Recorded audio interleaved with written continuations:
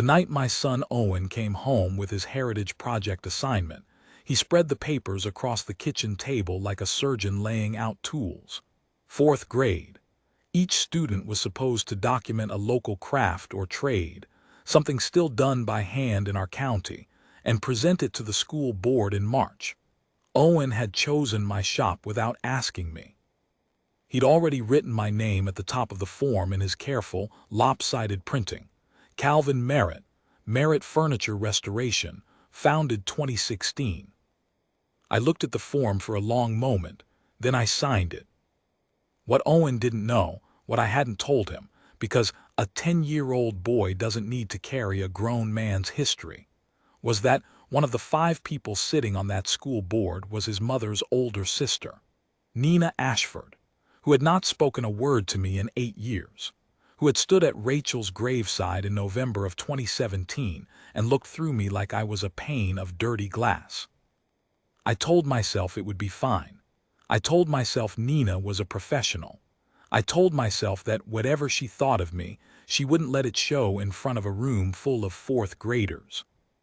I was right about the 4th graders. I was wrong about everything else. The gymnasium smelled like floor wax and old sneakers.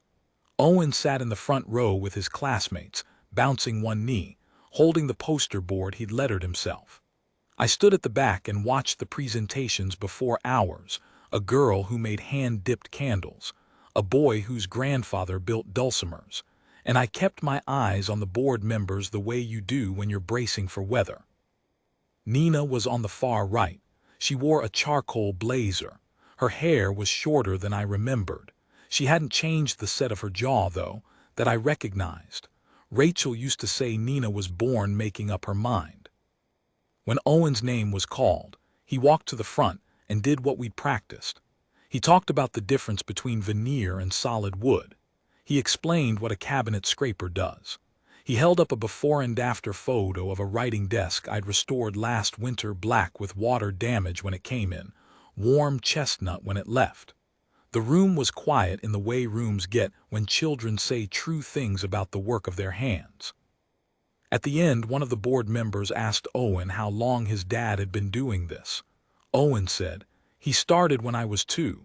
When my mom got sick, he quit his job so he could be home, and then he just kept going." He said it plainly, the way kids report facts they've known so long they don't think to soften them. I did not look at Nina when he said it. I already knew what her face would be doing. Afterward in the parking lot, Owen asked me if that lady in the charcoal blazer was someone I knew. I told him she was your Aunt Nina. He thought about that for a while. Then he said, "She didn't wave."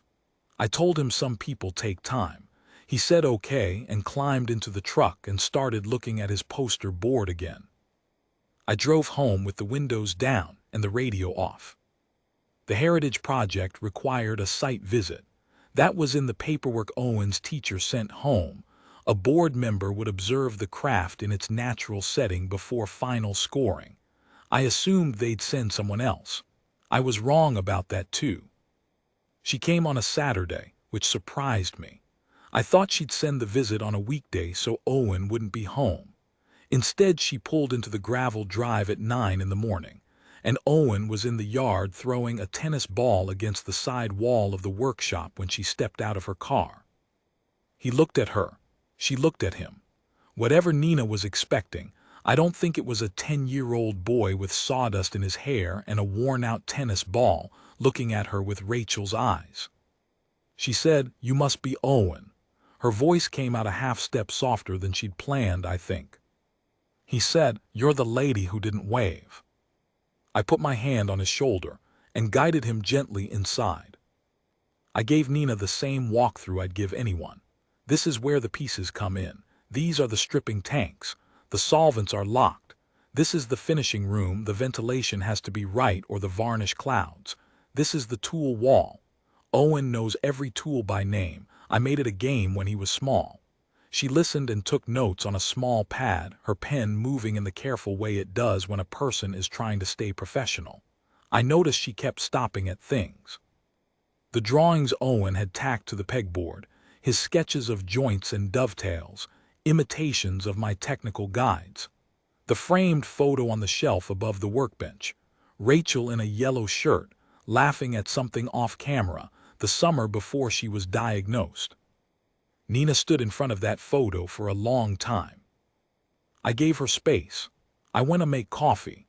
When I came back, she was still looking at it, and I set a mug on the bench beside her and said nothing because there was nothing useful to say. She said without turning around, "She looks happy." I said she was most days. And then, because it was true and she deserved the truth, she was happy right to the end. She made a point of it. Nina turned then. Her eyes were controlled, but only barely. She said, "I should have been there more." She was not asking for agreement. She was stating a thing she'd carried for a long time and set down for one moment, the way you set down something heavy to rest your arms. I said she knew you loved her. She looked at me with something that had too many things in it to name: grief and anger and something newer, something still forming, and she said, "You were always there. I know that. I've known that for a long time." And then, quieter, "It was easier to be angry at you." I didn't say anything. I let the room be what it was. She picked up her coffee. She wrote some more things on her pad. She thanked me for the time and drove away down the gravel drive without looking back, and I stood in the doorway and watched her go. Owen appeared at my elbow. "Did she like it?" he asked. "I think so," I said. "Is she still mad at you?" "I thought about that. She's working on it," I said. 3 weeks later, I found her standing at Rachel's grave. I go every Sunday with Owen. He brings whatever wildflowers he can find along the drive, which in late winter means dried stems and sometimes a clutch of snowdrops if we're lucky. He lays them on the stone and talks to her quietly, while I stand back and give him his moment. I have learned not to rush this. Rachel was his mother for 2 years. He doesn't remember her face, but he knows her grave, and he knows she was loved, and for a 10-year-old boy that is enough to build on. Nina was standing a few feet from the headstone when we came up the path. She heard Owen's boots on the frozen grass and turned. She looked at him and then at me, and she did not look away this time. Owen walked right up to her and said, "Did you know my mom?" She said, "Yes, she was my little sister." He thought about that. He said, "Do you want to put these with me?" and held out half his snowdrops. She looked at them for a moment, these scraggly, half-frozen flowers a 10-year-old boy had picked from a roadside, and then she crouched down and took them. They laid the flowers together, Owen explaining that his mom probably liked the snowdrops best because they came up even in the cold, which was, he said, what his dad said brave things do. Nina stood up slowly. She looked at me over Owen's head, and her eyes were full. I told Owen to give me a minute, and he wandered toward the path and started poking at a pile of dead leaves with a stick the way boys do when they have been asked to wait. I reached into my coat pocket. I had carried the letter there every Sunday for the last 3 weeks, ever since the morning she'd stood in front of Rachel's photo and set something heavy down. I debated every Sunday whether to give it to her. I kept not giving it. Then that morning, loading Owen into the truck, I knew. It was a single envelope, my name on the front in Rachel's handwriting, which tilted right the way it always did. Inside was a letter she had written 8 days before she died, when she still had the strength to hold a pen. I had read it so many times I could say it without opening the envelope, but I had never shown it to anyone. It was mine. It was between Rachel and me. Until now. I held it out to Nina.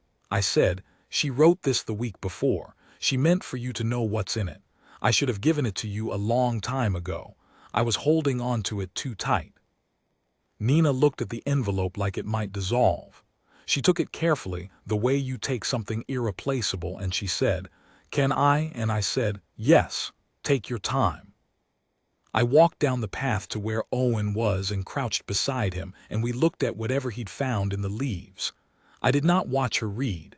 That was hers. It took a while. When I heard her footsteps behind me, I stood up slowly.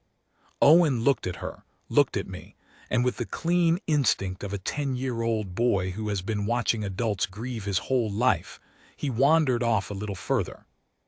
Nina's face had changed the way a room changes when someone opens a window. She said she knew. She knew I blamed you, and she stopped. She pressed her fingers to her mouth for a moment. Then she said you slept in the chair by her bed for 9 months. She said you learned the names of every nurse on every shift. She said when she was too tired to hold on, you held her hand and told her she didn't have to stay on your account. She looked up.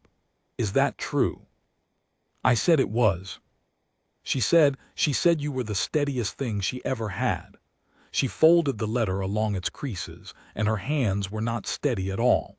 She said she hoped I'd stop being so afraid of my own grief that I forgot how to see you clearly. She said it quietly. That sounds like her. I said it did. We stood there for a moment in the cold, the graves quiet around us, Owen's boots scuffing at leaves down the path.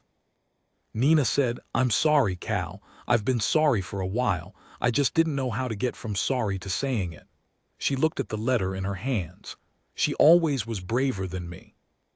I said, you're here now. I meant it. That was all it needed to be. Owen came back up the path with a stick in each hand and looked between us with a child's practical eye. He said, Are you okay? Directed at Nina, who was still holding the letter. She crouched down to his level. She said, I think I'm going to be. He considered her for a moment, head tilted the way he does when he's deciding something. Then he said, You can come with us if you want. We usually go for hot chocolate after. Nina looked up at me. I nodded once. She said, I'd like that. We walked back down the path together, Owen between us swinging his sticks, talking about something he'd seen on a nature program about how certain trees communicate through their root systems underground. How they send nutrients to the ones that are struggling quietly, without any fuss. Nina listened to him carefully, the letter tucked into her coat pocket, Rachel's handwriting pressed against her heart. I don't believe in neat endings. I know that grief doesn't close like a book. I know that Nina and I had years to rebuild and that the first hot chocolate was just a beginning. But I have learned in the years since Rachel left that grace doesn't usually arrive with trumpets. It arrives the way snowdrops do, quietly, in the cold, when you had started to think the ground would stay frozen forever. Owen was right about the trees. They reach toward the struggling ones without being asked. They hold what they have without hoarding it. They keep their roots tangled, even across old damage, because that is how anything survives a hard winter. Rachel knew that. She'd been trying to tell Nina for 8 years, through the only messenger who was always there. She just needed the right morning, and the right envelope, and a 10-year-old boy with a handful of snowdrops, and no reason in the world to hold anything back.